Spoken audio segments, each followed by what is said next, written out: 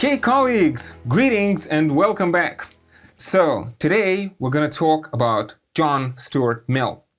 Now, as we are beginning John Stuart Mill, as a matter of fact, we are starting the last portion of our course. So, let me say a couple of words about the philosophers we're going to cover.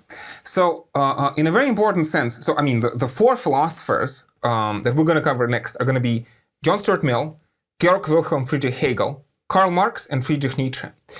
And I want to impart a certain vision to you. Throughout the years of teaching this course, I have come to read and understand these four names side by side. So my presentation of these four philosophers is going to be in dialogue with one another. And basically, I'm going to read them through the prism of one another. And I have a very controversial position. And my position is that these four philosophers are actually secretly in basic agreement. Now, I do encourage you to take my position with a grain of salt, but this is my perspective. This is my best attempt at trying to understand these philosophers.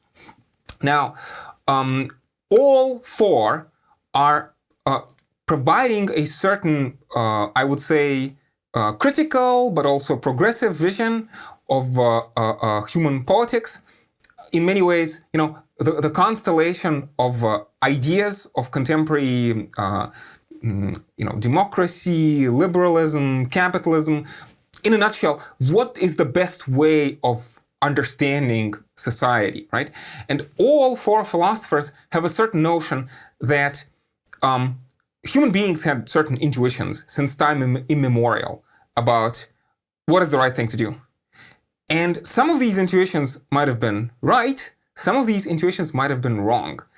And what we basically need is we need a new science of society that will help us reorganize society in a better fashion. And these philosophers are to a larger or to a lesser extent optimistic about this. Obviously, Nietzsche is I think, most pessimistic and most skeptical about the potentiality of a collective project. But certainly, Nietzsche believes that it is possible for a human being to reorganize their own personal life through some sort of critical philosophical reflection on a different basis, right? That basically, to try to summarize all four philosophies, that human beings individually or collectively, or maybe individually and collectively, can take matters into their own hands, right? And in this sense, when we talk about the project of enlightenment, right? Remember, again, this notion that, there's a possibility of creating a science of politics. Like the scientific revolution allowed humanity to understand nature and to take control of nature. In a similar fashion, the science of society will allow human beings to reshape society in a more rational fashion. And we have seen the different versions of the project of enlightenment in the various thinkers, starting with Hobbes and Jean-Jacques Rousseau, for example. But these four philosophers, I think, in a unique fashion, speak to us. These four names are our contemporaries. Now, let me explain something on the board. Now, Hegel is in brackets and with an asterisk, basically because Hegel is hard to interpret and there are religious interpretations of Hegel. But if we focus on the secular interpretation of Hegel, then Hegel falls within this list, comfortably falls within this list. But it has to be a special interpretation of Hegel. But having said that, of course, all four philosophers can be interpreted in various fashion, and in many ways, I will be mostly looking for arguments in these philosophers. Like, I'm using these philosophers as sets of toolboxes, right? And I'm going to take specific arguments which I think are productive. But again, the arguments that these philosophers offer, I think, are uniquely contemporary. It's like Marx, Mill, Nietzsche, and Hegel are more contemporary with respect to us as opposed to, let's say, Rousseau or Hobbes. That's what I'm driving at.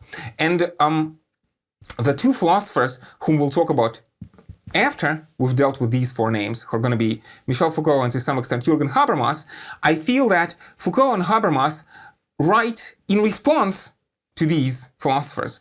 within the fairway, basically, of these four philosophers, and like in dialogue with them. And in some sense, I want to say that sort of Foucault and Habermas do not really offer like alternative visions of politics, but they introduce certain wrinkles, certain nuances with respect to this picture. So, Mill, Marx, Nietzsche, and Hegel. Disparate philosophers, why do I think it appropriate to talk about them in a single context? So, again, I do invite you to take my presentation with a grain of salt, but I would say that the ultimate idea for all four philosophers is that, think back to the challenge of the sophists. Think back to Thrasymachus and Callicles. How do we know what is the right thing to do? The question of obligation. What should I do? So in some sense, the most important question of philosophy. I want to say that in all four philosophers, and again, I remind you that I'm going to focus on a secular interpretation of Hegel within this particular context, right?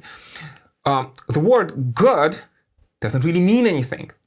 This is most evident in Nietzsche, who talks about the death of God. God is dead. Sort of this revaluation of values.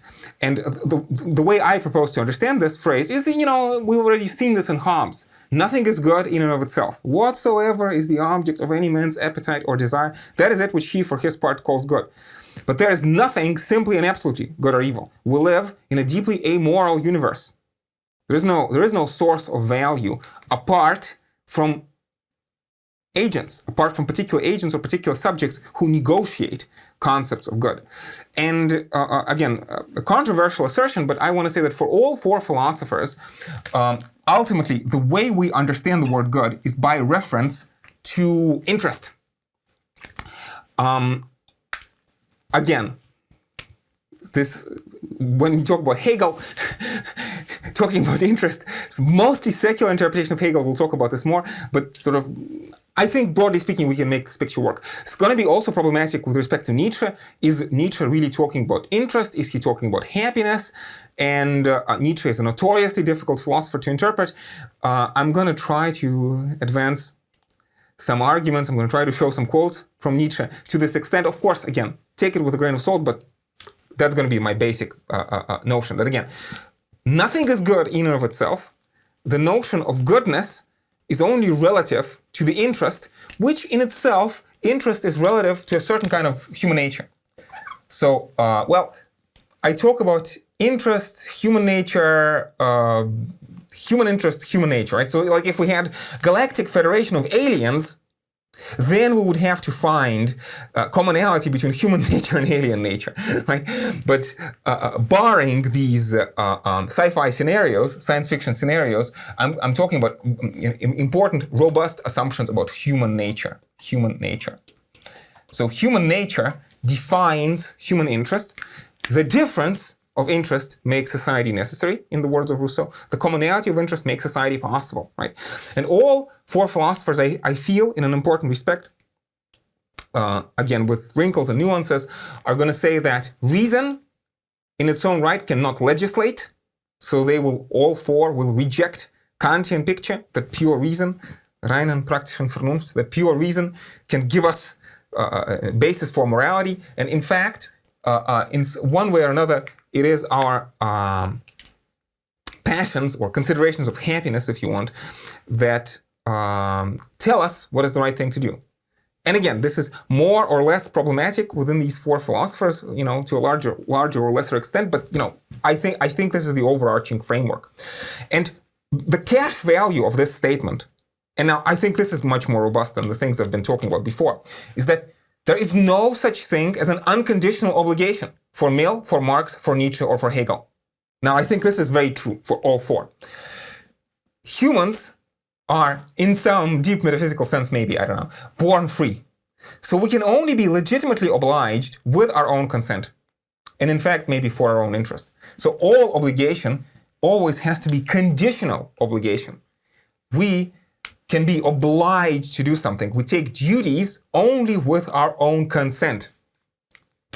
And in terms of individual ethics, we're going to talk about, again, ideas of happiness, freedom, especially this notion of free development, right? In terms of individual interest, we're talking about morality, we're talking about individual interest. But when we try to build a vision of politics, we have to imagine something like common interest. Again, this is very clearly brought to the fore in Mill and in Marx, and I think it's very clear for both Mill and Marx that there's no such thing as justice with capital J.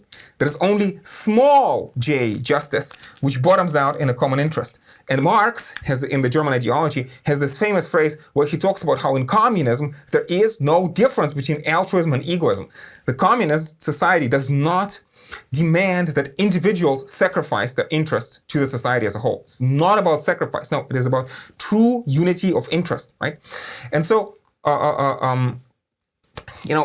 is there a potentiality for collective project in Nietzsche? Can you have a society of the Übermenschen?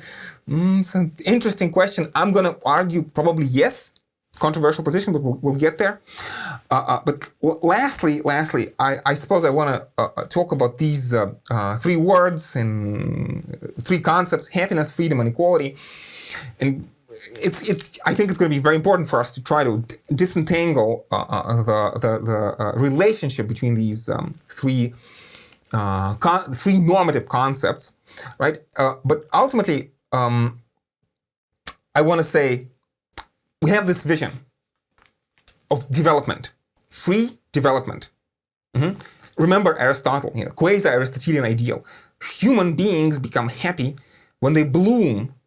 Like imagine flowers in full bloom. When we develop our rich and varied abilities. This notion of maybe a human being like a work of art.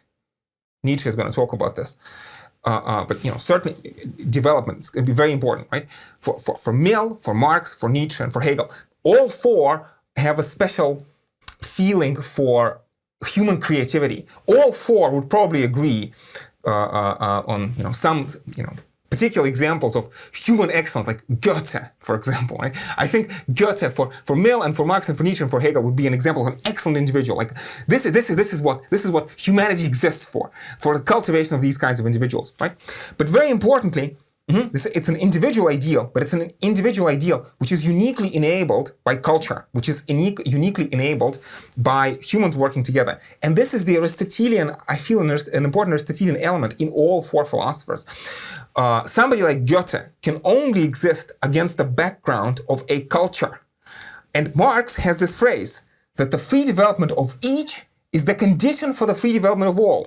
And I suppose in some sense you could say that the free development of all, human culture, is a condition for the free development of each, right? And these four philosophers are going to emphasize different elements of this picture. But I feel that there's a broad similarity, a broad consensus among these four names.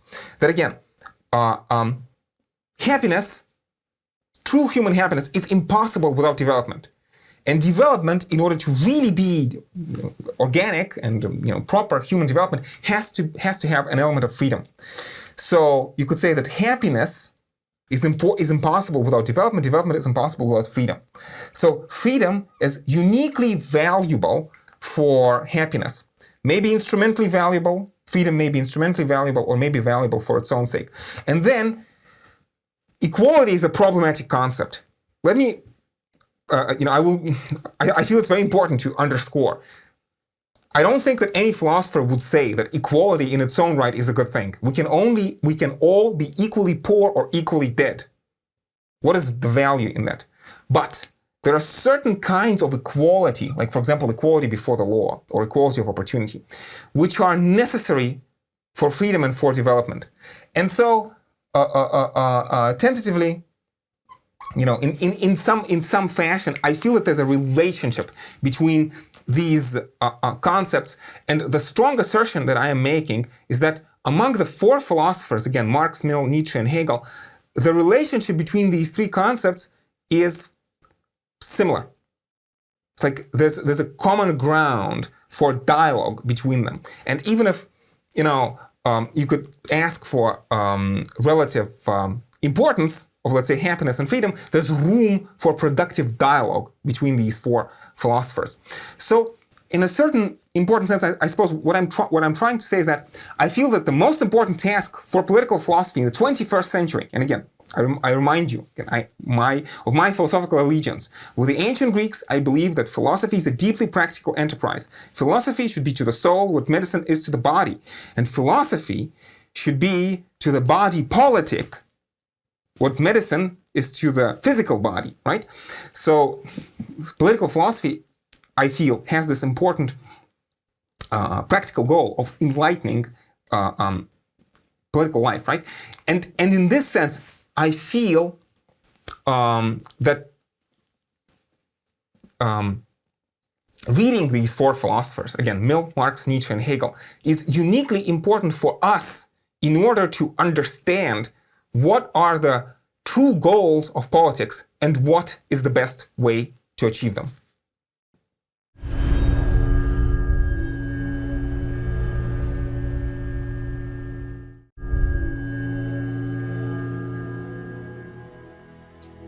So, John Stuart Mill is associated with the terms or movements of utilitarianism and liberalism.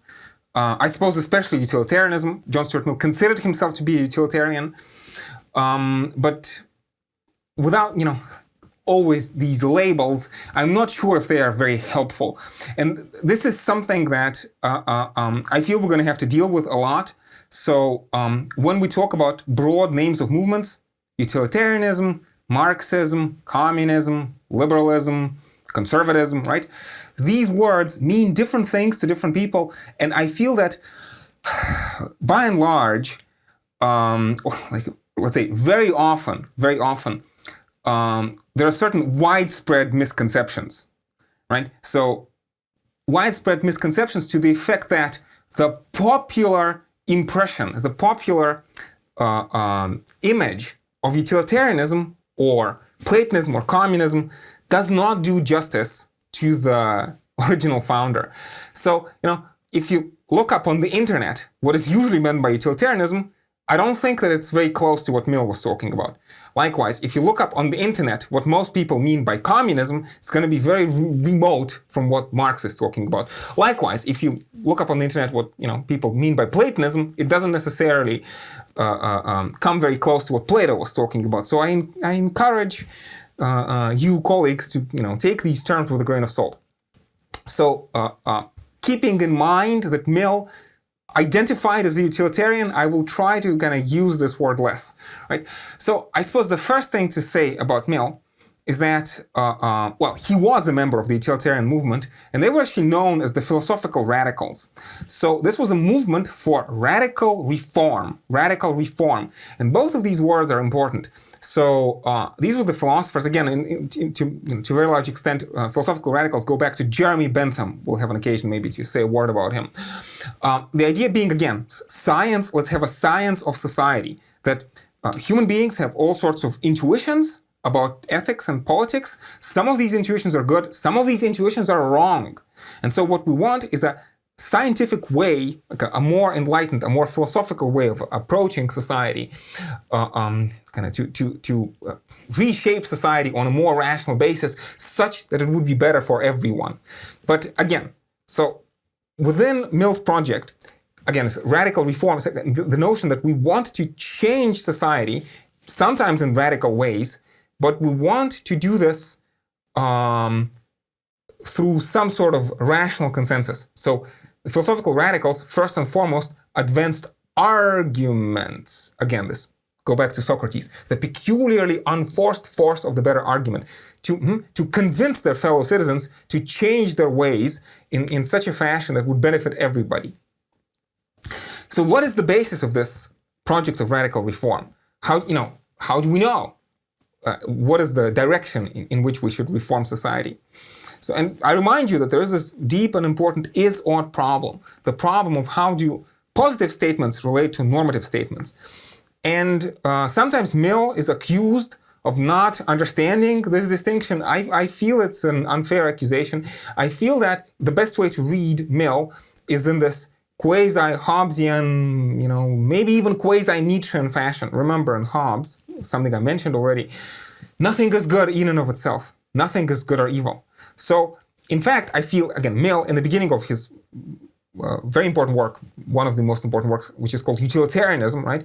Mill, I think, very clearly says that, in principle, there can be no non-problematic, purely logical justification of what are values. We don't, as human individuals, we do not have access to the truth about values with a capital V. So the only thing we have are small v values. And in this sense, again, the idea is that human beings individually are motivated by pleasure and pain as a matter of fact. Now, can you jump from the assertion that human beings are actually motivated by pleasure and pain? Not just humans, but also animals, right? To a very large extent. Can you jump from that assertion to the conclusion that pleasure and pain are the only thing that's good? Well, no, technically speaking, no. But Mill, I think, is going to say that in the absence of any other arguments, what can we do? Again, I wake up in the morning and I do not know what I should do, but then my body, in some sense, takes over. My body causes me pain because I need to get a glass of water, right? And in the absence of any kind of argument to the contrary, I go and just naturally take that glass of water. So I want you to see, again, this deflationary move, and we have been talking about this over and over and over again, that there's nothing ultimately for the individual that can motivate an individual apart from the consideration of happiness. Pleasure and pain broadly construed. Pleasure and pain broadly construed. Of course, Mill, very famously or infamously, is going to talk about different kinds of pleasure. He's going to talk about higher pleasures and lower pleasures. But still, in a very important sense, it is an immanent criterion. The individual themselves, at the end of the day, is the judge of what are higher and lower pleasures. We are trying to be happy, which is broadly speaking avoiding certain kinds of pain and pursuing pleasure, although again there could be complications, like for example, again, sometimes you will endure short-term pain for a longer-term benefit. Like many people go to the dentist, right? Not because they enjoy going to the dentist, but because again, this short-term pain ultimately, pays off in the end. So individuals are trying, as a matter of fact, to maximize happiness, and in the absence of any other considerations, we say that that's the only justification. Again, go back to Hobbes. Whatsoever is the object of any man's appetite or desire is that which he calls good, because nothing is good or evil by itself. Again, think of this in terms of Nietzsche, or think about this in terms of Callicles or Thrasymachus. What other argument could you give? If you're trying to propose a transcendent criterion, how do you ground that? Anyway, and from this individual project, we go to the collective project in a very straightforward fashion. We say that the only legitimate proper way to ground a society is on common interest. Now, I talk about legitimate way of grounding a society, and we have to understand again this. Of course, very often people are forced to obey. We have seen this in Hobbes. People are forced to obey, and when individuals are forced, well, what can you say? What can you do? But a free society where people obey freely, a legitimate kind of society, has to be based on common interest. Again, Callicles, Thrasymachus, ring of Gyges, you obey because it's in your interest to obey. That's the only legitimate kind of obedience. Right? And kind of an important term, an important idea, I'm not sure how much we need to spend on this, but there is a certain notion of equality, or maybe reciprocity is a better word, which is embedded within this whole project. So reciprocity, which entails a certain kind of equality. So again, Mill is ultimately going to talk about the greatest happiness of the greatest number. But when we're talking about greatest happiness of the greatest number, there's a kind of an equality of measuring interests of different people against each other. Now, I feel it is useful and valuable for students to pause right here and think about this for themselves. Like, what are the specific justifications for this equality? Why couldn't it be that we would value the happiness of certain people more than the happiness of others? It's an interesting kind of problematic question. I don't think that Mill kind of addresses it really quite directly. He more or less assumes that this is our conclusion. But how exactly would you justify that? Again, I feel it's a deep and important question, and I encourage you to think about it for yourself. But let me try to put it this way. Again, we are trying to build a project of radical reform. So we are trying to appeal to people. We're going to say, look, fellow citizens, let's change the laws so that it's going to be better for everybody. If I want to talk to you, right, the only way my words can have an effect on you, again, in terms of this peculiarly unforced force of the better argument, is if I appeal to your interest. But again, notice I appeal to your common interest, but for the sake of my interest as well. So common interest, right? But in this idea of common interest, right, there's this notion of reciprocity and therefore of equality. That's kind of the point of common interest. It is equally your interest and my interest. So to the extent that the interests coincide, we can have a free and equal discussion, and I can reasonably expect you to freely go along with my supposition. If what I'm proposing is equally in your interest and in my interest. Now contrast this with a situation where, let's say, there's half of the population which says to the other half of the population, we're going to do things at your expense. Let's say you, the left side of the room, you are going to be our slaves. This is not in your interest, but in our interest, we're going to enslave you. Kind of, when you're trying to have this kind of discussion, which does not presuppose equality, when you say, we are citizens and you are second-class citizens or non-citizen slaves, right? You lose this appeal to dialogue. Like the dialogue presupposes a certain kind of reciprocity, a certain kind of equality. Now, I'm not sure if these arguments sound convincing, but I encourage you to pause the video and think about this, some more for yourself. Because again, ultimately what I'm driving at is that equality is not really like a separate value on top of Mill's other presuppositions. No, kind of his whole, kind of the main thrust of his project, which says that nothing is good or evil in and of itself, only your happiness matters to you. And therefore, the only legitimate way to create a collective project is on common interest. This kind of discussion necessarily entails equality, maybe as a consequence. Maybe equality is like an instrumental value which naturally comes out of this discussion. But because, again, equality is a somewhat problematic, somewhat controversial political concept, again, I encourage you to take a pause here and think about this for yourself. Think whether these arguments make sense to you or not.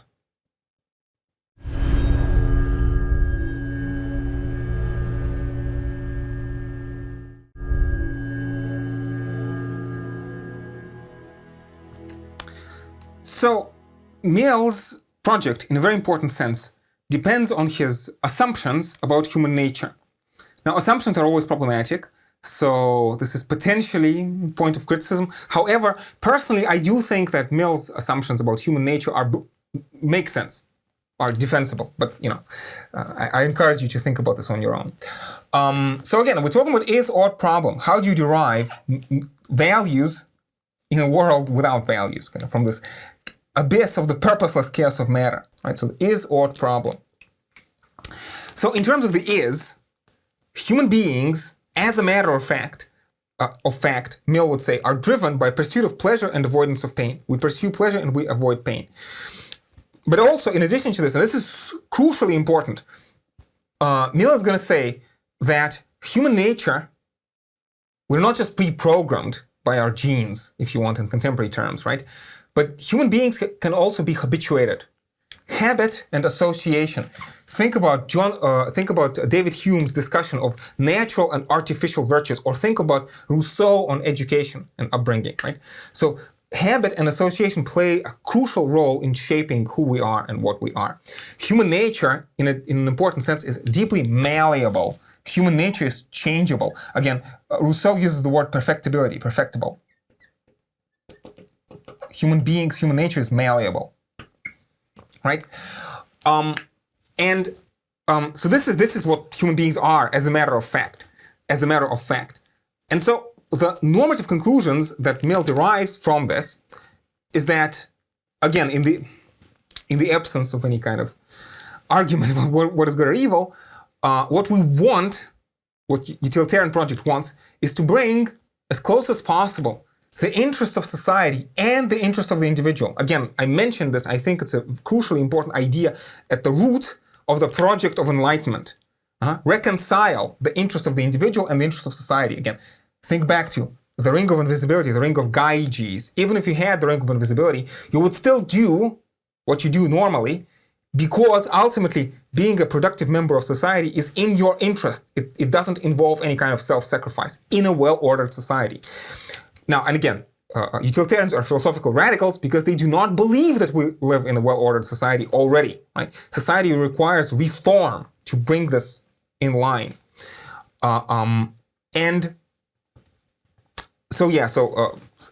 Bringing in line society, interest of society, interest of the individual, this is going to allow for the greatest happiness of the greatest number.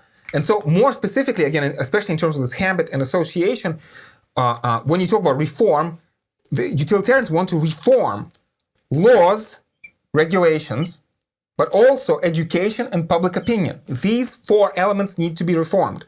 And especially education and public opinion is a way of acting on human habits and human psychological associations. The word association here is, again, psychological association, like people associate, let's say, money with something good. Or you associate the red light with the signal to stop, right? So education, public opinion more or less acts on habit and association. Laws and regulations in some sense are rewards and punishments, pleasure and pain. And again, notice this entire picture presupposes, again, all sorts of assumptions about human nature embedded in this picture.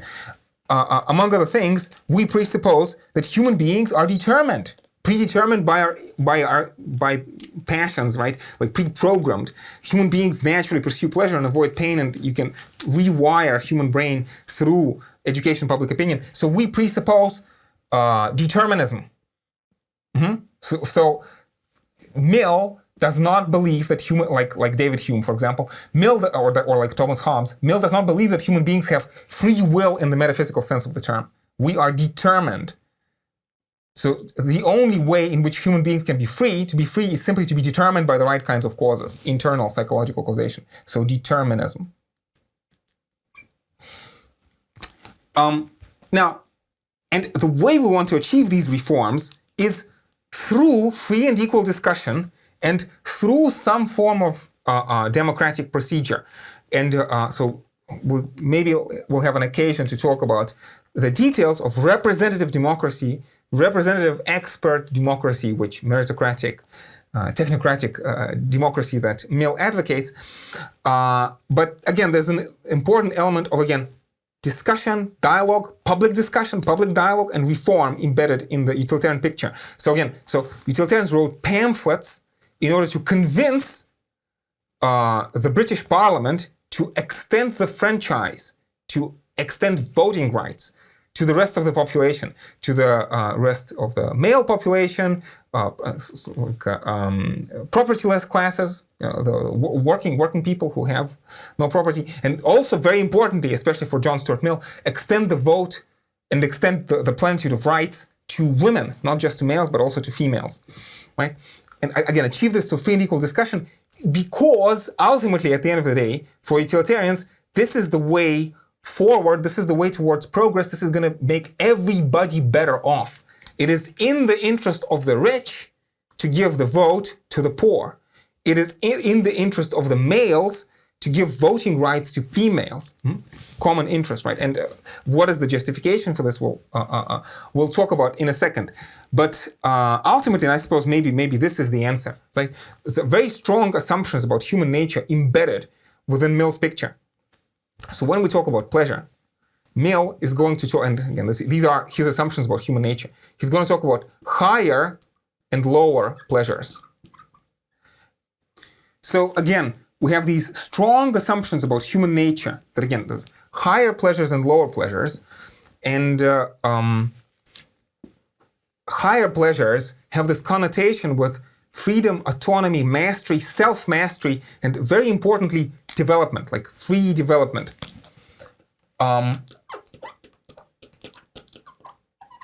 And within this kind of quasi-Aristotle, again, you should be reminded of Aristotle. Within this broad picture, human beings only become properly human and properly happy when they kind of develop in this free, autonomous, organic fashion. But the only way in which we can develop ourselves in free, autonomous, organic fashion is by participating in society. You have to be a member of a well-ordered society in order to develop yourself.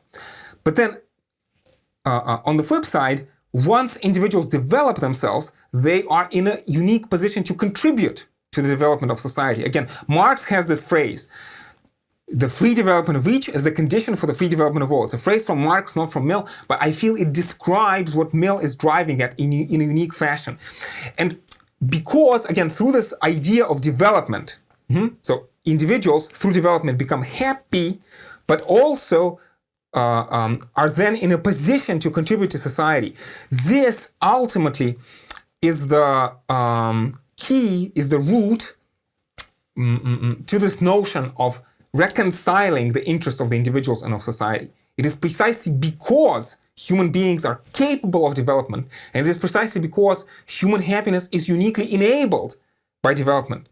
It is, and precisely because human development then contributes to society. That is what is meant by this ultimate unity of interests between the interest of, again, individuals and society. And this is the root of the political project that utilitarians as a whole and John Stuart Mill in particular have in mind.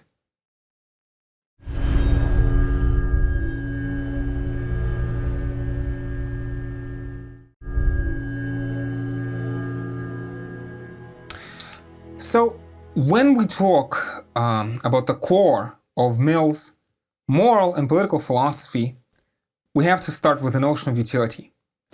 Now, Mill very famously says on liberty that by utility he means utility in the largest sense of the word. Utility as the permanent interest of human beings as progressive beings. Permanent interest of man as a progressive being. This is what we're talking about for Mill. And there's some question in the literature as to whether there's some tension between Mill's commitment to utility and to liberty, his commitment to utilitarianism or to liberalism. In my own view, again, Mill is first and foremost a utilitarian, and then he offers a utilitarian argument in favor of liberty. Now, this is going to be important. Down the line, we'll have an occasion to return back to this topic, the question of rights. Mill, very famously, following Jeremy Bentham, does not believe in natural or inalienable rights. So we have this discussion of natural law and philosophers like John Locke, for example. So Mill, in this sense, I feel, falls squarely within the Hobbesian tradition. There's no such thing as natural rights. Nothing is good or evil in and of itself. All rights are artificial. And the reason why human beings have rights is because it is in the common interest of society to give individuals rights. But in this sense, rights are artificial and rights are always conditional. So you can only have a right to something if society recognizes this as a valuable thing, in the common interest, right? So I feel it's going to be a very important discussion. But it's like if you talk about ownership, what are the things that you can own? Some philosophers like Locke have this intimation that maybe property is somehow sacred. I think that again for Hobbes, for Rousseau, or for Mill, this is not so. There is no right of property in the state of nature, like by itself, right? Society gives people limited property rights over certain things for certain purposes because it is good for society, right? So you could say my hand, or my wallet, or my house, or my car. But how about my slave, or my machine gun, or my uranium, or my uranium bomb, right? So the questions are, property in and of itself, kind of is not necessarily, again, a value. You don't necessarily have a right of property. You have certain property rights on certain things, and for Mill, the ultimate argument has to be an argument which is phrased in terms of utility. And again, utility in terms of this permanent interest of humans as progressive beings. Let's keep this in mind, because we'll have an occasion to return back to this discussion, especially when we talk about questions and issues relating to property in Hegel, and also very interestingly in Marx. Because again, what about private property in communism? It's a complicated question, more complicated than most people think. But still, again, there are details, and I feel in a certain sense, Mill is going to say, look, let's have a free and equal discussion and decide what is in the interest of society. And you cannot necessarily say ahead of time what is the right thing to do, right? There's a certain, again, this progressive scientific trial and error way of doing things, which is embedded within the utilitarian program. Let's discuss what rights we should give to the people. Let's try them out. Let's see if they work. And if there's a reasonable expectation that changing our laws is going to improve conditions for everybody or almost everybody, maybe let's then change the laws. So in this sense, Mill has a very interesting history of relationship with socialism. Mill was not really a fully fledged socialist, but he was certainly sympathetic to socialist ideas. And I think you can see in principle how certain arguments for socialism could be embedded within this larger picture. However, let me go back to maybe a methodological point, but still a core issue for Mill. And this is the issue of higher versus lower pleasures. I keep talking about, again, rights, freedoms. Freedom is very important for Mill. But again, freedom is important for Mill because he has certain very strong, again, if you want, quasi-Aristotelian assumptions about human nature. It's lower and higher pleasures. So when we talk about these lower and higher, Mill doesn't really define these terms very well. But I feel we can more or less understand what we're talking about. Lower pleasures, whenever I talk about this, I have a certain vibes that we discussed, or maybe pleonexia. It's a pleonexic desire, having more than your fair share, pleasures of the flesh, like food or something like that. But when you talk about higher pleasures, this has very specific connotations for Mill. Again, higher pleasures have to do with autonomy, self-determination, self-development, self-control.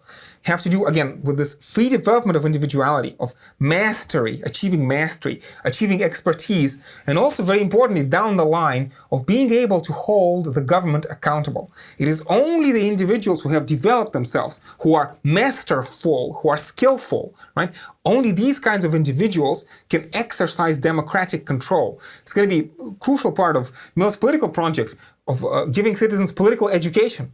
For example, by allowing greater participation of ordinary citizens in politics. Remember how in Athens they had this institution of not jury, allotment, lottery, right? Mill wants something like this, so the critical mass of the population has had experience of actually participating in politics, of making political decisions. Imagine, in most countries today, lottery is limited to jury selection, trial by jury. But if you try to extend that, and especially in terms of local governance, municipal organization, let's maybe have, Mill proposes, let's maybe have positions which will be filled by ordinary citizens assigned by lot. This might make government less efficient in the short term, but in the long term it will provide political education, political expertise to the citizens. And so a short-term sacrifice that's going to yield greater rewards down the line. But still, again, so focusing here on the higher pleasures. Again, these are the higher pleasures of autonomy and free development. Now, there's necessarily always this discussion that comes up in this terms, and Mill actually asked this question: is it better to be an animal satisfied, or maybe a human being dissatisfied? is it better, as he asks, is it better to be a fool satisfied than a Socrates dissatisfied? This is a very stark way of phrasing the question. And Mill's answer is that somebody who has had access to both kinds of pleasures, who understands the condition of the animal and human, who had some form of experience of both, or let's say, somebody who has had experience of mental cultivation and, again, lower pleasures, somebody who is in a position to make an informed decision, that kind of person would always choose higher pleasures and would not give up higher pleasures for lower pleasures. In fact, there is no comparison between the two. Now, obviously, students love to debate this thing, and again, I encourage you to think about this in your own terms. But I feel that Mill is certainly deeply onto something. Let me give you an example. Imagine, I tell you, give up your human capacities, and in return, I will give you the satisfaction of your animal pleasures. So, I take away your capacity to speak and to think, but instead I promise that I will treat you very well like an animal, like a house pet. I will feed you, I'll give you, flu shots, whatever. I'll try to make your life as comfortable as possible. But you give up your human capacities. Now, this may sound like a good deal. And Mill is the first to admit, remember, utilitarianism is a radically reformist doctrine. He says that so many people today, and this is like a quasi-Marxist notion in Mill. Marx will talk about alienation, right? How our society is so malformed, our society breaks individuals. And so that so many people find themselves in horrible conditions. So horrible, in fact, that they would freely choose to give up their human capacities and just drown their sorrows in alcohol or something like that. And Mill says, this isn't because people freely choose to give up higher pleasures for lower pleasures, but it is because the circumstances are bad. In some sense, society breaks them. But if people were really given this choice, nobody would choose lower pleasures. So let me go back to my example. So I take away your human capacities, but I give you the pleasures of a house pet. Would you do it? Now, I feel that there's no argument. That, of course, no sane person would really agree to this bargain for a very simple reason. Because when you give up your higher human capacity, it's a strong assertion, a controversial assertion on my part, take it with a tablespoon of salt, but still, when you give up your higher capacities as a human being, you give up autonomy, self-determination, self-control. So let's continue with this example.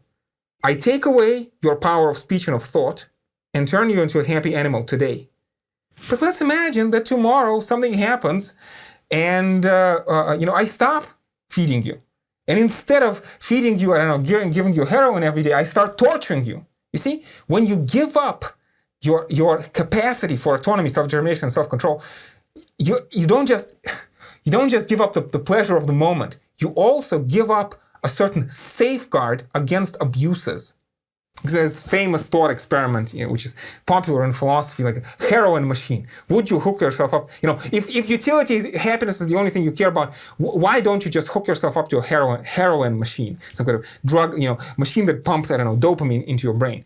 And again, the Millian answer, I think, is very clear. Once you have hooked yourself up to a dopamine machine or heroin machine, whatever, you have lost control over your life. And this moment, yes, maybe you experience some kind of narcotic high, but in the next moment, somebody comes and starts torturing you, and you have no guarantee, no safeguard against that.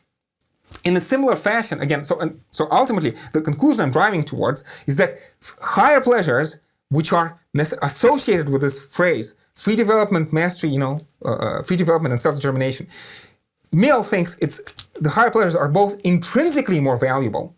Like, it is more pleasant to develop your rich and varied abilities rather than just, let's say, lie in bed and eat ice cream.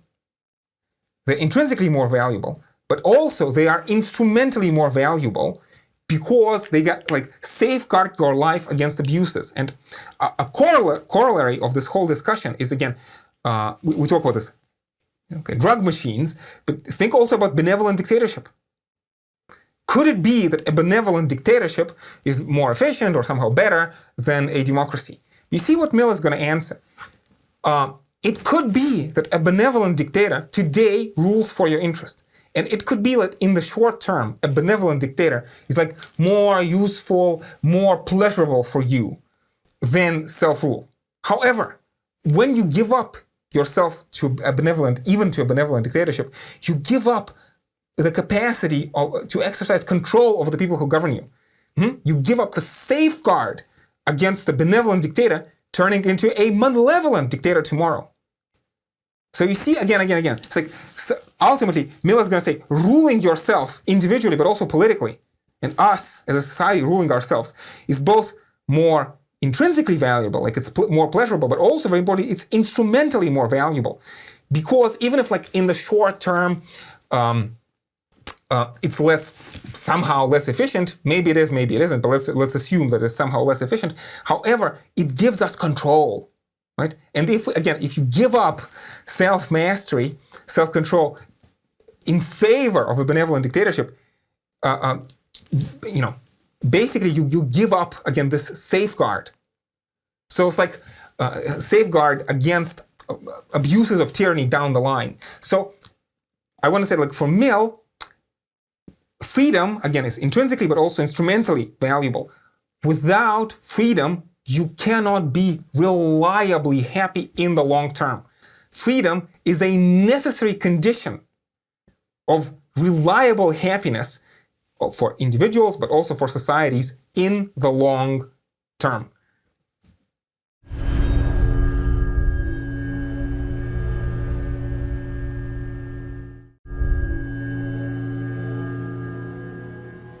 So in political terms, again, some controversy about this, but I want to say that for Mill, the highest source of value and the only source of value is utility. Individual, in case of the individual, and common utility or common interest when we are talking about society as a whole. However, and this is the second step, a very interesting step, right? The way to maximize utility is by appeal to certain kind of secondary principles. So, long technical discussion, which I want to allude to, but I will not go into any detail about this rule versus act, utilitarianism, direct versus indirect utilitarianism, rule versus act, direct versus indirect. Let me write these words on the board, but I do not want to focus on this, right? I want to focus on the broader picture, right?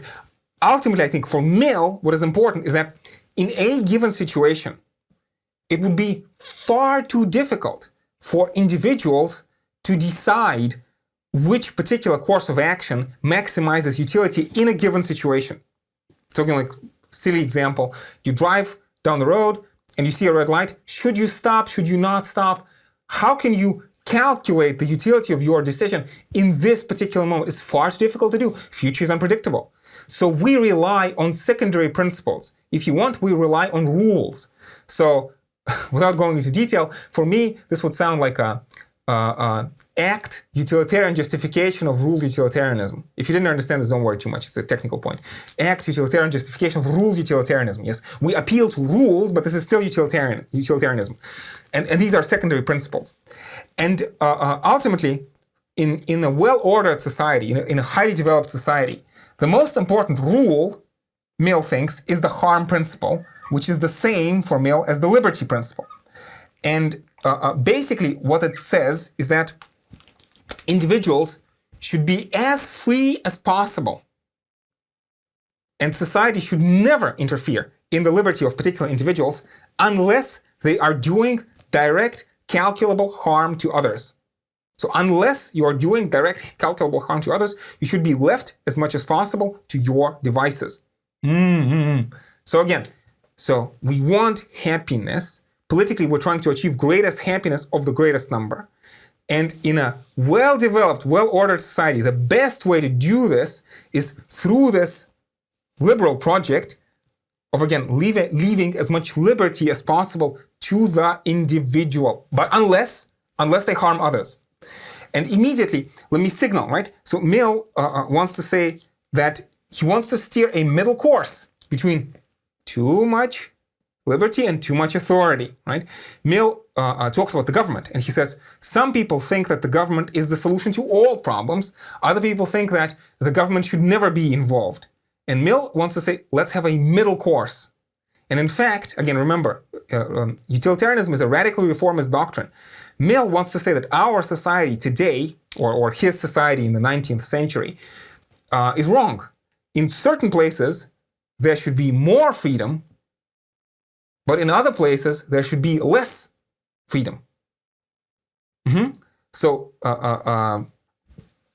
again, this sort of middle ground between too much liberty, too much authority, and government intervention. So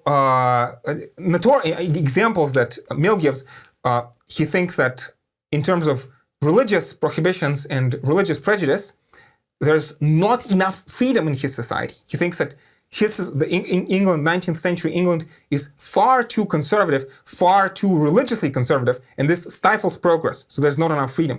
But on the other hand, he believes that, again, in certain areas of life, people have too much freedom, and a very controversial example which Mill gives, but I encourage us to think about this example, to think it through and not dismiss it out of hand, is, for example, he talks about how the right to have children. He thinks that very often people decide to have, well, do people decide actually to have children? It's a complicated story, but people have children when they're not supposed to. So it's kind of maybe some kind of situation of overpopulation, or he talks about how if there are too many workers, then the worker's wage goes down, and so having children beyond a certain limited number, actually harms other people by decreasing wages. Not to mention that he talks about how so many people are having children without really deciding, just because, well, not enough adequate access to contraception or education. People have children but do not have the means to provide for their children, to provide a good life for their children, to provide education for their children. And in terms of the harm principle, Mill is going to say very obviously, parents who cannot give proper education, proper upbringing to their children are harming, first of all, their own children, and also are harming society at large. Right? And so normally we would say, oh, it's a sacred, inalienable, a lot of people are tempted to say that it's a sacred, inalienable right of the individual to do, privately what they want, let's say to have children. But Mill is going to say, no. Rights are a consequence of common interest. And if you having a right to bear children infringes on the rights of others, in fact, harms others, harms your children, and harms society at large, you should not have this right. So controversial, problematic assertion, all sorts of considerations. Is there really a problem of overpopulation? To what extent is Mill right or wrong? It's complicated, but I want you to see the force of the argument. I want you to see the logic behind the argument. Let me also note that Marx is going to talk about something very similar when he talks about the reserve army of the unemployed. In many ways, the reserve army of the unemployed, the fact that the supply of labor far exceeds the demand for labor, this is one of the causes of industrial misery, right? So there's a potential interesting common ground between Marx and Mill here. But this is the general outline. But provided that you are not harming anyone, provided that you are not directly, causing direct calculable harm, then Mill thinks that, again, the liberty principle entails three things: the freedom of speech, freedom of opinion, freedom of expression of opinion, freedom of the press, as much as possible, again, short of causing direct calculable harm. So, for example, libel, slander, maybe lying is not permissible. Shouting fire in a crowded theater is not permissible. But, in terms of expression of opinion, he wants a maximum amount of free speech. But he also talks about the freedom of tastes and pursuits, experiments in living. One example, which is very important in discussions of utilitarianism, is going to be criminalization of homosexuality and decriminalization of homosexuality, allowing people to experiments in living, provided that they're not causing harm to others. A tragic example of Alan Turing, I'm tempted to talk about. You can look this up. And then the third facet of freedom. So again, these are liberty principle, and these are three kinds of liberty: liberty of thought and opinion, liberty of tastes and pursuits, and liberty of political forming political parties and associations. Again, these are the three forms of freedom that Mill is going to talk about. And we should talk about them in detail, and especially, I suppose, the free speech is the most interesting and maybe most controversial part of what Mill is talking about. But one has to remember that for Mill, for better or for worse, and again, Mill has his reasons, these forms of liberty have conditions. It's not in all times and in all places that these forms of liberty will actually be beneficial, right? And so Mill actually, in his work on liberty, he gives three particular counterexamples where despotism may be warranted. So the first example that Mill gives is when we talk about children. So he says that before human beings have come of age, before human beings can tell right from wrong, can reasonably predict what's going to be harmful or helpful to them. So basically, before the age of maturity, parents are entitled to govern children, broadly speaking, despotically. Now, of course, notice, parents have to rule, if they have this despotic right over children, they have to rule over children for the benefit of the children, right? But still, you don't allow children to just decide for themselves. Again, so this, notice, again, harm principle or liberty principle, we're talking only about harm to others. Harm to others. So Mill presupposes that once you have achieved the age of maturity, you can decide for yourself what is in your interest and what is against your interest. But while people are still children, they can make mistakes. Again, this silly example with drinking bleach, but again, imagine a child walks into a bathroom, there's a colorful bottle of bleach, and the bottle is colorful and wonderful, and the child wants to take a sip. So the parents are entitled, according to Mill, to rule despotically over children to prevent harm to the children themselves, right? But only while people are children. The other example that Mill gives is countries in times of war. Now, we could spend a whole lecture talking about this. Mill is living in the fin de siècle, in the end of the 19th century. Well, and the second half of the 19th century, most important works are written. And this is a period of long peace and prosperity. And in fact, I think that Mill would be deeply shocked and appalled if he saw the horrors of the First and the Second World War. In an important sense, Mill cannot imagine this. So when he talks about war, he actually is only talking about the ancient past. So he says in times of war, basically, what kind of food you eat, what kind of news you listen to on the radio. Well, they didn't have radios back in ancient Athens, but still you understand, right? So the line between public and private is blurred, right? So in times of war, the government can intervene even in the private sphere of society for the public benefit, right? So in Mill, it appears as a hypothetical argument, and Mill I don't think that Mill can really imagine the horrible, irrational calamity such as the First and the Second World War. It's a huge destruction of life and, on a huge scale, right? But still, I feel that if you gave this example to Mill, let's say, rationing or censorship during this horrible war, such as First and Second World War, especially rationing, right? When the government decides what kind of food you eat, decides whether they're going to drive your car or not, or even just requisition your car, for its own purposes.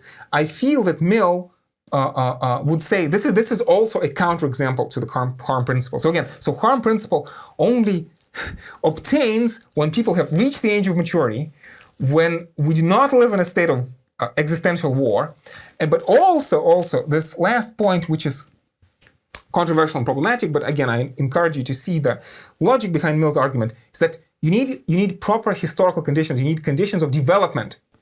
Now, specifically, Mill talks about the stage of society. Society has reached a stage when people are capable of being improved by free and equal discussion. So historical conditions where people are capable of being improved by free and equal discussion. And Mill, for better or for worse, believes that not all societies reach this stage at the same time. So notice, this last condition, means that there was a time in the history of Britain when it was too early for liberty. There was a time in the history of France when it was too early for this kind of liberty. Now, Mill also notoriously thinks that in his day, in the 19th century, it is the case that for many places in the world, India, for example, and he worked for the East India Company himself, so he dealt politically with the, at that time, British colony of India. He thinks it is too early to give India self-rule. Now, many people would accuse Mill of racism. I feel that this accusation is not entirely fair, because Mill is not saying somehow that the British are entitled to rule over Indians despotically. No. He says that basically he in his calculation, he imagines or he predicts that India, as a matter of cultural fact, is not ready for self-rule. But on the flip side, the only source of legitimacy of British rule in India, is that the British are ruling over India for the benefit of the Indians, and also that the British do actively work towards, are trying to give the control to the Indians basically as soon as possible. So the basis of British legitimacy in India is that, again, the British are ruling for the benefit of India, but also that the British have a plan of trying to give India self-rule as fast as possible, of bringing India up to speed. So these are, of course, problematic arguments, and they can be, sort of flipped in different sides, and obviously can be used to, as ideology to justify oppression. So we have to be careful with these kinds of arguments. But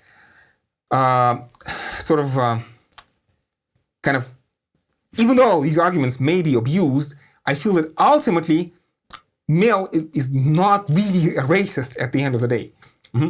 But again, what he's saying is that, again, as a matter of historical progress, again, freedom has social conditions, right? Not all times, all places are ready for this kind of freedom. You need, again, benefit of historical development in order to make this kind of freedom possible.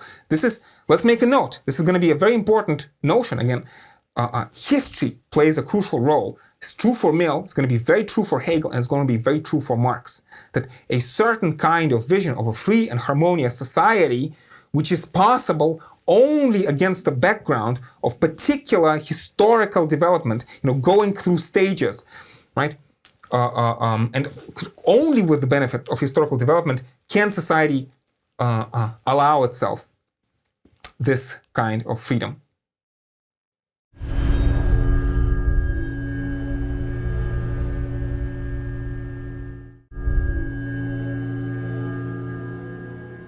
So, the harm principle or the liberty principle, again, the notion that the only reason for which a society is warranted in intervening in the affairs of a particular individual is the prevention of harm to others. Prevention of harm to others. Prevention of harm to oneself is not a sufficient warrant for people once we have achieved this stage of development of society, this well-ordered society in which people are capable of being improved by free and equal discussion. So this harm principle entails three forms of freedom or three forms of liberty for Mill. Mill uses the words freedom and liberty as synonymous. Liberty of thought and opinion and expression of opinion, liberty of tastes and pursuits, experiments in living, and the third one, the political freedom of association. So we're going to start with the first, which is this freedom of opinion and of expression of opinion. So, but before we begin, again, let me note something I think very important. Mill has strong assumptions about the pro-social character of human nature. It's quasi-Aristotelian, again, ideal of pro-social human nature.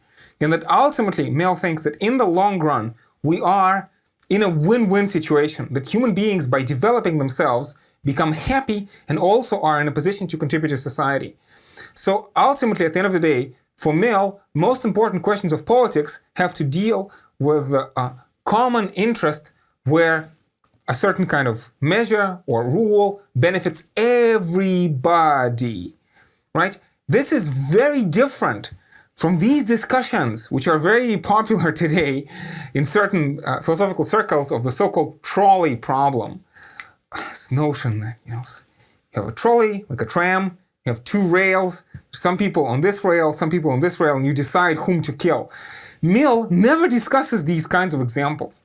Again, I think in a certain sense, for Mill, just as for Rousseau, when it's my interest versus your interest, right? We're in a situation of hunger, right? And either you have to die or I have to die. This is not really a political situation. It's just a situation of brute facts and struggles. What can you do, right?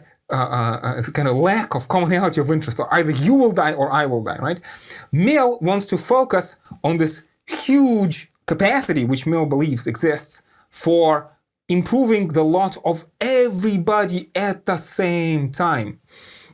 Again, how Mill is it's a very, very important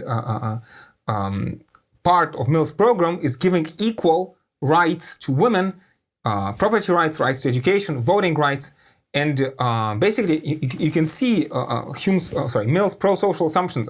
Like you are potentially doubling the number of Newtons that you have, the number of physicists, of teachers, of doctors, right? And, this strong assumption about human nature and strong in a well-ordered society, obviously, right?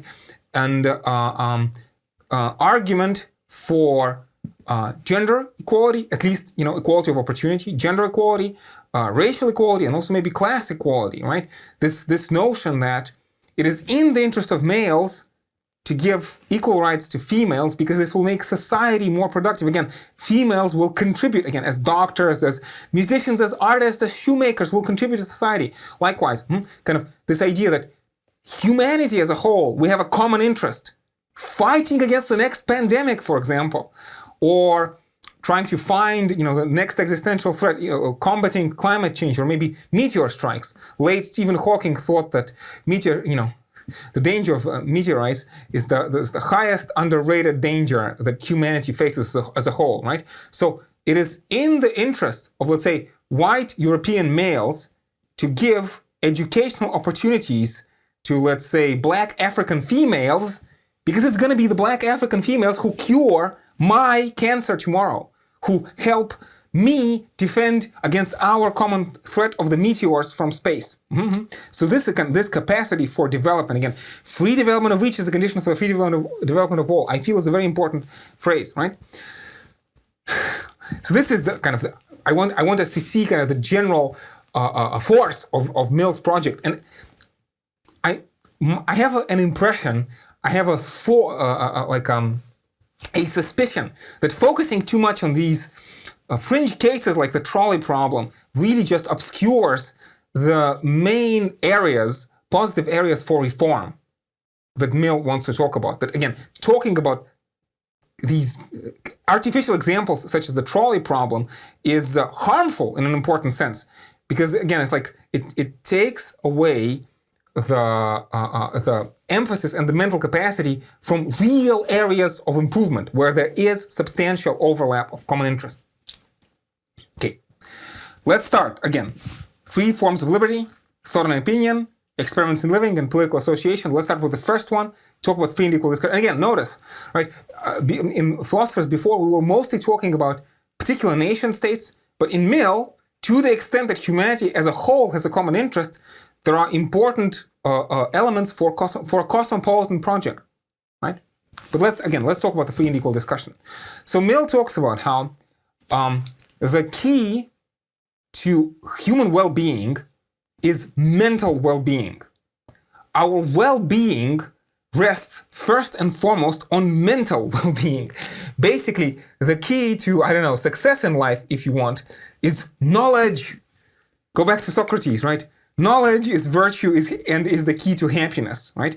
We, in any kind of situation, it's like if you want to cure a disease, you have to know what is the best way to cure the disease. Or if you want to have a taxation policy, or if you're deciding between what kind of a system should you have, should it be like socialist or capitalist or some mixture of both, right? Mill wants to say the most important question is a theoretical question kind of knowledge of what is the right way to proceed. But the only way, trying to achieve the truth as far as we can. So mental well-being in terms of, again, achieving the truth. But the only way for us to do this is by means of a free and equal discussion. So this is a very important commitment in Mill to the notion of fallibilism. So Mill is a skeptical philosopher who continues, again, his allegiance to skepticism from Sextus Empiricus to David Hume to John Stuart Mill, Thomas Hobbes, there, right, down somewhere in this lineage, right?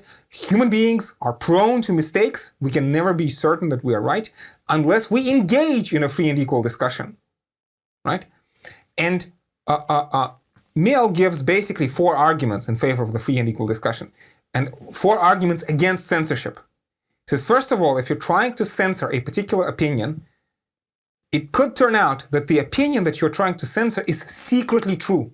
And there are so many examples in the history of the world when a certain opinion was an attempt to silence the opinion, but it turns out the opinion was actually true. The standard example that is given is Galileo, right? So the Catholic Church tries to suppress. I mean, the actual story is far more complicated, but there's a Mickey Mouse example. There's a sort of city example.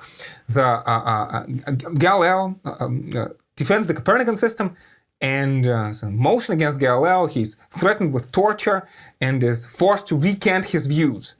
But the opinion that is being censored for religious reasons actually turns out to be true because it is the sun, which is approximately the center of mass of the solar system as we more or less know today, or think that we know today. So, and Mill says, because we can never be sure, 100% sure that we are right, it is always possible for us to be mistaken. Again, looking at the history of the past, you can find plenty of examples where the overwhelming consensus was wrong. People were in overwhelming consensus, and they were wrong, right? That is why no opinion should be censored, because there's always a possibility that an opinion can be true, right? But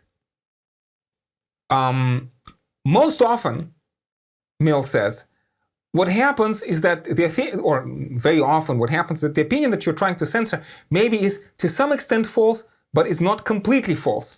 And the best way to achieve the truth is by collision of opinions. And this is actually, if you ever become serious about the history of physics, history of science, or philosophy of science, if you look at the example of Galileo, it's very interesting because the Catholic Church, like in the face of, in the person of Cardinal Bellarmine, Catholic Church was actually partially correct.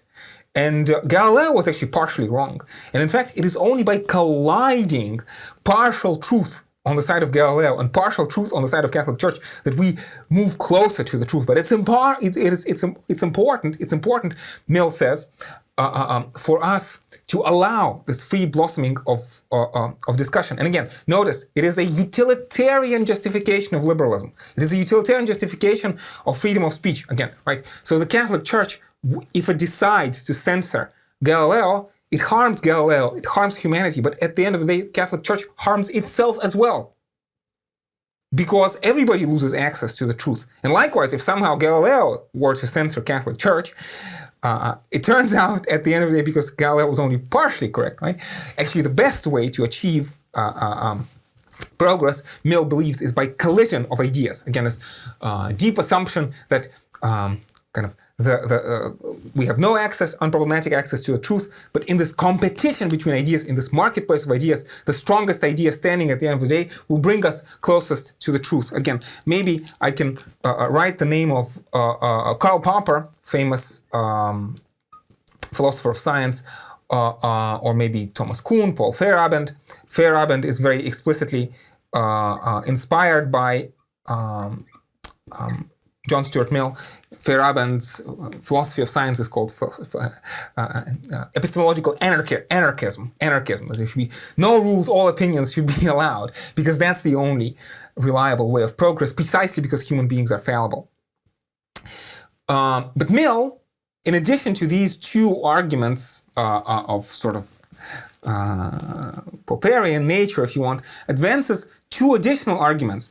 And he says, even if a certain opinion is, as far as you can tell, is completely false, still, it should not be censored. You should allow free and equal discussion, even if you think that the opinion on the other side is false, because unless opinions are contested, unless arguments are given, unless you can offer the best argument against your position, unless you can offer the best argument on the other side of the issue, you will not know the reasons for your own conclusions, and you will hold them as mere prejudice.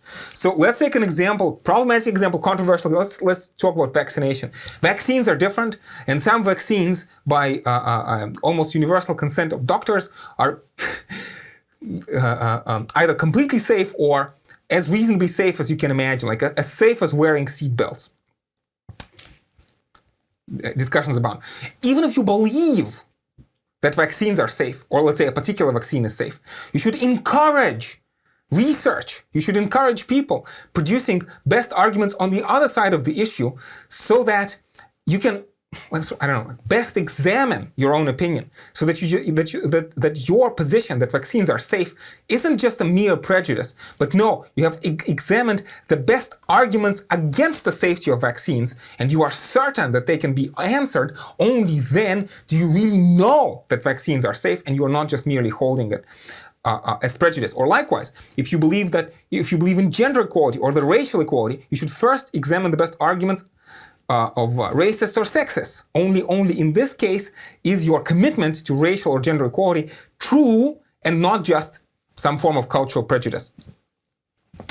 And the last point, which is sort of very much analogous to this point number C, especially Mill talks about this in religious terms. Now, Mill himself was, as far as we can tell, a complete atheist. In fact, probably he was brought up without any kind of religion, but he knows about the existence of Christianity. And of course, in terms of his liberty, he wants to give people liberty of religion, but he kind of providing liberty of religion and toleration precludes any given religion from assuming ascendancy, right?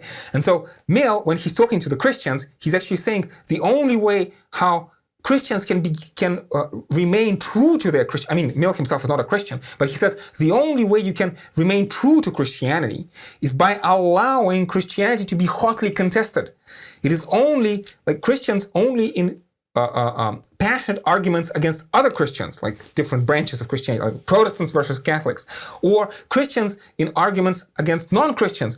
Only then do they really believe in Christianity? Do they really hold Christianity in their heart as a heartfelt conviction and not as a dead dogma? And you can maybe apply same arguments again in terms of vaccination or racism or sexism or sort of any other kinds of ideas. And again, the strong assumption behind this entire picture is that people are capable of being improved by free and equal discussion, right? That we have reached a stage where we're actually capable of doing that. And of course, a deep and problematic issue, which I do not want to go into, but I just want to note that it exists, is of course the question of misinformation. Sort of very often when we discuss this, students bring up this idea that, especially in social media, in the internet, let's imagine that there's a certain kind of informational environment where simply being exposed to certain ideas produces a deleterious effect. What should we say about this?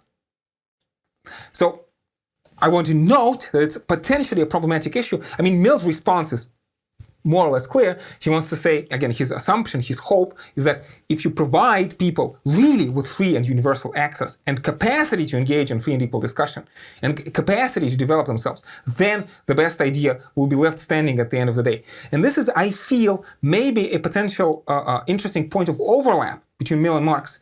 Because again, when we talk about this again, like viral misinformation on social media, couldn't you make some kind of an argument that so there's a strong requirement for a strong social welfare program that gives high quality free education to all citizens, precisely because, having high standard, high quality education is a necessary precondition for the free and equal discussion.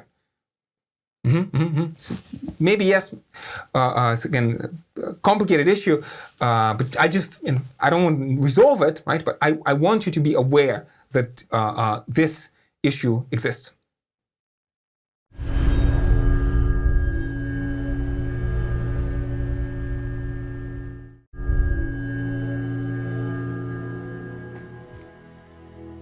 So the second form of liberty that Mill talks about is the liberty of tastes and pursuits, or the liberty of experiments in living.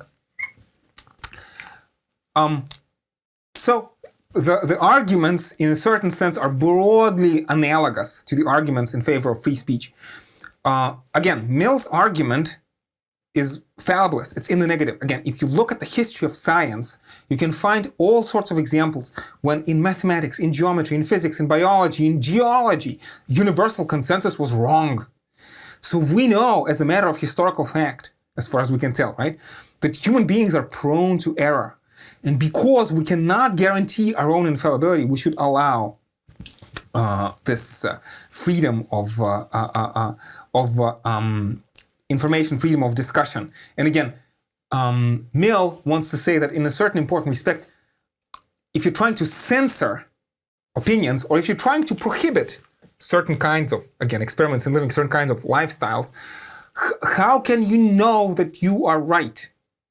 Again, there's this interesting primacy of public discussion that, inherent in Mill. Again, one example that I'm always tempted to give is the example of Fermat's last theorem. Some of you may know. Again, mathematics, we think of mathematics as an example of this field in which it's possible for a single individual to establish truth apodictically.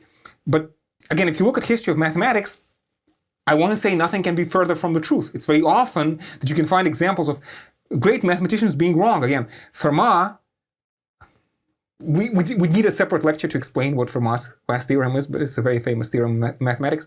Fermat, as far as we can tell, it's probably an accurate way of reconstructing this picture. He thought that he had a proof for his theorem. But as far as we can tell today, he did not. He made a mistake. But before you talk to others, you cannot know whether you have made a mistake or not. So in an important respect, the public discussion takes the primacy over the individual conviction. Fermat doesn't know whether he has a proof or not before he has talked to other mathematicians and allowed them to look at his proof. And of course, similar thing happens to Andrew Wiles, who at the end of the day does end up proving Fermat's last theorem. His first version, Wiles's first version, contained critical errors which had to be worked through before the final proof emerged. And Wiles did not notice the error the first time, talking to other people, right? So anyway, so if we believe that human beings are fallible and we should not therefore, it's hard to imagine a right of censorship, at least under normal circumstances, barring these extreme situations of, war, or maybe even talking to children, examples of children, because Mill would say that censorship is fine when we're talking, again, when children are concerned because of this emphasis on habituation, rule of association, this idea that child's brain is malleable and it's possible to have a deleterious effect. But once people have reached the age of maturity, the only force that a free citizen should recognize is the peculiarly unforced force of the better argument. Again, down the line, I kept talking about Popper and Feyerabend. Another very important philosopher to keep in mind in this respect is Jürgen Habermas, who I feel in the 21st century is maybe the most important defender of this Millian-style project. Again, Habermas talks about this communicative rationality and this free and equal discussion. Right? So how does this apply to liberty of tastes and pursuits? So human beings, unless they harm others, should be, and when they have come of age, rational human beings, should be allowed to basically do with their life whatever they want. And an important discussion of an important distinction that Mill draws is between self and other regarding actions. So I feel that when we talk about this, it's important to recognize that Mill has strong assumptions about human nature. That again, human beings truly become happy through development, right? And this notion that there's this shadow of Adam Smith's invisible hand that a rational adult is always the best judge of their own happiness. A rational adult is the best judge of their own happiness. And so leaving individual, in a well-ordered society, leaving individuals to their own devices to find the best ways to happiness is going to maximize individual happiness, but it's also going to maximize collective well-being, right? So this is a strong assumption on Mill's part, again, this notion of free development of each as a condition for the free development of all. Right, but of course, when we talk about this kind of liberty of taste and pursuits, experiments in living, it's important to recognize that, technically speaking, there's this distinction again between self and other regarding actions. So Mill is going to talk about how if your actions do not just concern yourself, but by virtue of engaging in a certain behavior, you are harming other people who maybe rely, like family members who rely on you for their sustenance, like you have obligations to family members, or maybe you are diminishing the resources of the community, right? That again, maybe you should be prohibited from engaging in those kinds of behavior because it's still harm. So let's imagine I go into a store and I buy a laptop and I go home and just for fun, I smash it on the floor, right? So there's an argument, a potential Millian argument to say that it's not a self-regarding action, it's actually an other-regarding action because there's a scarcity of resources and me, by destroying the laptop, I diminish the resources of the community, right? And so in principle, maybe I should be prohibited from doing that. Or let's say driving without a seatbelt. I drive without a seatbelt, I get into a car crash, and now I become a burden on the healthcare system. So the worry is that maybe what happens is that when you actually look at this distinction between self and other regarding actions, the sphere of self-regarding actions becomes really, really tiny. That the only ways in which you are allowed to experiment in your life are kind of like you are allowed to choose between, I don't know, becoming a doctor or becoming an artist or becoming a shoemaker, but you are never allowed to engage in things which are potentially harmful. And I feel that, broadly speaking, yeah, it's right. Mill does have this very important, very robust assumptions about human nature. And, well, Mill even talks about negative examples. He says that sometimes he doesn't say it very clearly, but probably he means children. Like if you engage in some self-destructive behavior, maybe it's in its own terms, you should be allowed to engage in this behavior, but maybe you are corrupting children who are looking at you. And in this case, maybe your behavior can also be regulated or restricted. So ultimately, kind of what I'm driving at the end of the day is, I suppose, like the best way for me to explain this is, again, by this contrast between negative and positive liberty. So the negative liberty, or negative freedom, is again this notion of freedom as freedom from, we are free when we're free from social interference. And very often Mill is read, Isaiah Berlin talks about Mill as the paragon of the negative liberty. But in fact, if you read Mill, I think a much better way of understanding Mill's philosophy is through this conception of positive freedom. Again, so freedom not from society, but freedom to kind of positive freedom where society enables your free development and your actions in turn, in this consensual fashion, enable the development of society. So positive freedom to contribute, like when you, again, the interests of the individual coincide with the interest of society. I feel this is ultimately what Mill is driving at. And an important phrase in Mill, again, is this punishability criterion, that when you are causing harm to others, you should always be punished by law. But sometimes publishing by law gives too much power to the magistrate. So maybe this is too invasive and therefore will diminish the general utility. So maybe you should be punished not by law, but by public opinion. So, for example, like if I spitefully want to drink myself to death just to become a burden on the, like I hate all of you people. I want to drink myself to death just to become a burden on the healthcare system, right? So maybe I should be punished by law, but maybe law is too invasive, right? It's too much power to give to the policeman to come to my house and to examine for the purposes for which I buy alcohol. So maybe I should be punished not by law but by public opinion. But sometimes even punishing people by public opinion, maybe even that is too intrusive, because again, Mill wants a sphere of experiments in living even from the public opinion. Maybe I am secretly drinking. So this is a crazy convoluted example. I'm not sure if it has anything to do with reality, but let's imagine I'm drinking not because I hate all of you people, but because this will. I'm not sure if alcohol actually works this way, but let's imagine as an experiment, and I think that this will enable me to reach a creative insight. Like I will discover the periodic table of elements, or I will, under alcoholic intoxication as an experiment, I will find some kind of a pattern in the standard model of particle physics. Right? Maybe in this case, because who knows, on the off chance that it might work, again, I should be allowed to engage in this experiment, but I should have a reasonable expectation that this experiment has a reasonable chance of success.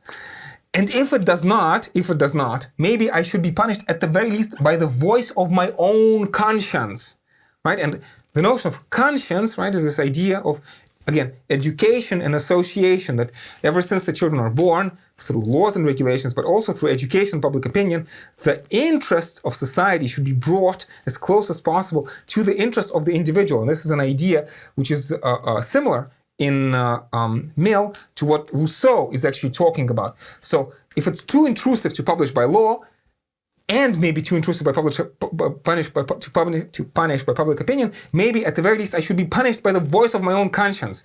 So basically, every action I perform should have some kind of positive benefit in mind to myself and to others, right?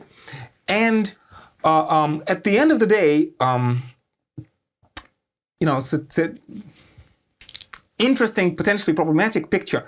If it works, wonderful, but also I feel that maybe we should take this picture with a grain of salt and always ask, and Michel Foucault and Friedrich Nietzsche in his own way, and Michel Foucault especially, are going to ask this question: isn't this, again, like education and conscience, the voice of conscience, doesn't it give too much power to society to go, deep under the individual skin and sort of to hijack our thought processes from within our own head, a kind of inherent danger. So this is kind of the thought I want to leave you with. Again, I feel that Mill's picture is very powerful, but also there's a kind of inherent danger in this entire project, which I think we should be aware of. So we could ask, okay, so what is then the reformist import? What are the reformist conclusions of this entire picture? And of course, Mill is going to say there's plenty of examples where we have, again, utilitarians want to take laws, regulations, norms of education, norms of public opinion, and reform them. How much of our laws are actually in the common interest, and how much, what percentage of our laws are actually deleterious, right? Is the way we educate children, is this really for the benefit of the children and for the benefit of society, or is it just, useless indoctrination or maybe crystallization of class oppression, right? So basically, Mill identifies a whole host of, again, elements of our laws, regulations, education, public opinion, which he thinks serve absolutely no purpose. So I suppose if I were to try to summarize this, so Mill is on a crusade against archaic prejudice, which again he thinks serve absolutely no purpose and simply do harm. And he gives examples. All of these examples are going to be controversial, but he talks about, for example, the Protestant prohibition on drinking alcohol, or in certain sects of Protestantism, prohibition on public entertainment like theater. He talks about Jewish prohibition on working on Sabbath, and he talks about the Muslim prohibition against eating pork. So he thinks that all of these prohibitions are just archaic prejudice and serve no purposes. And if people want to impose these restrictions on themselves, it's fine, but they should not be deployed throughout society. But much more importantly, maybe, in addition to archaic prejudice, there's also systematic oppression. And so Mill is going to say that, for example, the subordinate position of women. So again, let's talk about gender oppression, maybe racial oppression, and maybe class oppression. Mill mostly talks about gender oppression, but I think his arguments can be transferred to other forms of oppression as well. And especially when you think of class oppression, I feel that there's a huge overlap between what Mill is saying and what Marx is saying. Anyway, so when you talk about gender oppression, Mill believes that, again, the fact that women have no rights, don't have property rights, don't have right to education, and don't have voting rights, that this is deleterious not just for women, but also for men. And so that at the end of the day, it's, literally, society does harm to itself. Individuals do harm to themselves to the extent that we bear with these forms of oppression. And in fact, getting over these forms of oppression is going to be in everybody's interest. So again, when we talk about these self and other regarding actions, I feel it's important to pick the right kinds of examples. It's like, yes, Mill is a liberal, but he wants experiments in living, he wants liberty of taste and pursuits, but this is not the liberty to harm yourself. This is not the liberty to drink yourself to death. This is not the liberty for you to hate society and do bad things to it. No. Think of again, systematic oppression of, again, women or racial minorities, or systematic oppression of the poor. And Mill believes that, again, to the extent that we assume that human beings have this pro-social nature, again, allowing women or minorities or poor equal access to education, to this potential to develop the rich and varied abilities, is going to be in everybody's interest. Again, I made this example a moment ago, but let me repeat this example again. It's going to be males give rights to females, and then it's going to be the female doctors who cure male diseases. Again, whites give rights to the blacks, and it's going to be black doctors who find cures for the diseases of the white. Again, like we have this huge overlap, common challenges, right? And kind of in general, I feel it's important to remember, Mill is charting a middle course. He says there can be too much liberty or too much authority, and we want to find a middle way. And the only rational way to find this correct middle point is by the appeal to the common interest.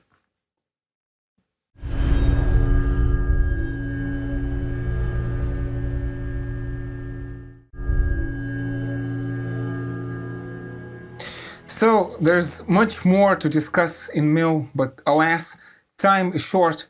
So by way of talking about this third kind of liberty, which is liberty of political association, let me discuss, broadly speaking, how Mill imagines the organization of society. Now, so the picture we're going to look at, I want us to keep this picture in mind, especially when we proceed down the line to talk about the ideal political arrangement that Hegel will have in mind, or that, for example, Marx will have in mind. Actually, Jürgen Habermas as well. So I suppose the basis of everything for Mill is, again, this notion of educated and self-cultivated citizens. Mill ends on liberty with the phrase that governments that oppress their populations will find that with small people, no great thing can be achieved. So it's a strong assumption on Mill's part. It's a controversial assumption. Could you imagine some kind of horrible dystopian dictatorship which is dictatorial, but at the same time highly efficient, right? Mill kind of feels that, again, the condition for the free development of each is the free development of all, and for the free development of all is the free development of each. Right? Without, if we don't allow individuals freedom, we cannot develop as a society, and so we lose out. Like, I mean, especially in terms of the 20th century, again, this notion of scientific progress, you know, in military terms as well, like inventing nuclear weapons, for example, requires a certain kind of freedom of ideas, scientific freedom. Is that actually true? It's hard to say. Again, I invite you to think about this in your own spare time, although I do have to say that it's a very bleak thought, and it's a very depressing thought, and maybe it is the biggest danger, is, you know, can you have efficiency without freedom? Mill thinks no. Efficiency is only possible through freedom. Efficiency and happiness, individual and collective, is only possible through freedom. So educated, self-cultivated citizens engage in free and equal discussion, elect members of the parliament, and it's important, Mill says, that we don't just want to elect voice boxes for our ideas. We want to elect people who are better than us, right? And this elected parliament then appoints experts who are even better. Right? So there's this meritocratic parliament who is ultimately supervised by the citizen body, but, you know, these are the experts. Now, it's important that in order for people to be educated and self-cultivated and be able to hold the government accountable, you need to have political, social, and economic conditions.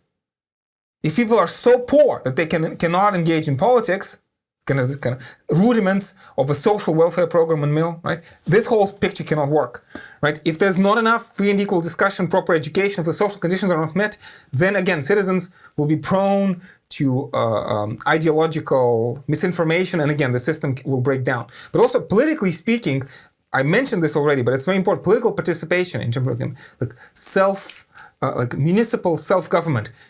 Citizens at large need to have critical mass of citizens needs to have experience of political participation in order to be able to supervise the government. You know, needs to be, you know, accountability and transparency on the side of the government, but also the ability on part of the individuals to actually, you know, supervise the government and hold it accountable.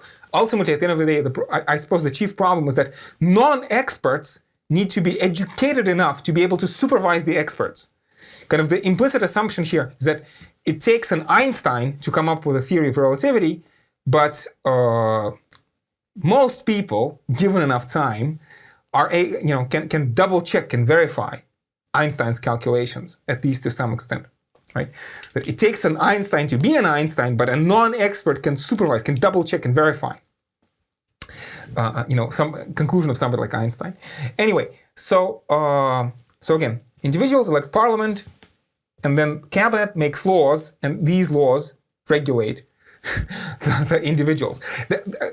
Democracy is a huge part. Representative, not direct, but representative democracy is a huge part. Although direct democratic element is also important. Direct democracy, again, this local elements of direct democracy for the purpose of citizen education. But also, Mill says you need, again, what Jürgen Habermas is going to call institutions of civil society. You need to have, as he says, criticism of equal ability outside the system. It's very important to have experts of equal ability, not in government, but in general, in institutions of civil society. And so that, again, like elites competing with each other, and then the individual people judging between elites, like have top-notch, highest ability, economists and politicians and journalists of highest ability who are not employed in governmental bureaucracy, but exist outside of the governmental bureaucracy, who are capable of criticizing governmental bureaucracy, such that, again, there's true space for free and equal discussion, right? So at the end of the day, I hope you can see how for Mill, there's this deep dichotomous relationship, deeply intertwined relationship between freedom and development. Society develops only through, only on the basis of the free development of individuals. If again, as he talks about tyranny and small men, if the government oppresses the individuals, then there's nothing preventing the government from, ossifying into a stagnating bureaucracy. Like the only way how society as a whole, and with government at its helm, can develop is if the people are holding the government accountable. But at the same time, it is the government, which is held accountable by the people, that should maintain these political, social, and economic conditions which enable the free development of citizens. Now, I suppose the last thing I want to say is that it's a beautiful picture that Mill draws. What relationship does this picture have to reality outside the window? Is it true that we already live in this kind of society? Is it true that we have reached a stage when we're capable of engaging in a free and equal discussion? And this is why I believe that Marx is a crucially important interlocutor for Mill. Because basically, Marx is going to say that at the level of ideology, yeah, this is the capitalist ideology, but this is not the capitalist reality. And in fact, very importantly for Marx is going to say economic conditions are not met. And because economic conditions are not met, that is why citizens are not educated enough, are not self-cultivated enough. Human beings, individual citizens, do not have enough resources to supervise the government. And that is why the government can get away with ideological indoctrination, kind of throwing the wrench inside of this whole system. And somebody like Marx is going to say free and equal discussion is not enough. The system, kind of, maybe if you want, with oppression, which is reminiscent of feudal oppression for Marx, has to be broken not by means of free and equal discussion, but by means of violent revolution, right? And these kinds of two positions, kind of the reformist dialogical position of Mill and a more radical revolutionary position of Marx, I think can be brought into a fruitful discussion with one another. And these are the topics that, colleagues, I hope that you will be keeping in mind and will be thinking about on your own. But these are the topics that basically we will continue, like to what extent does this picture work? To what extent is this a good picture? Or to what extent is this just an ideological misrepresentation of reality? And can we do better, right? These are exactly the topics that will occupy us throughout the rest of this lecture course.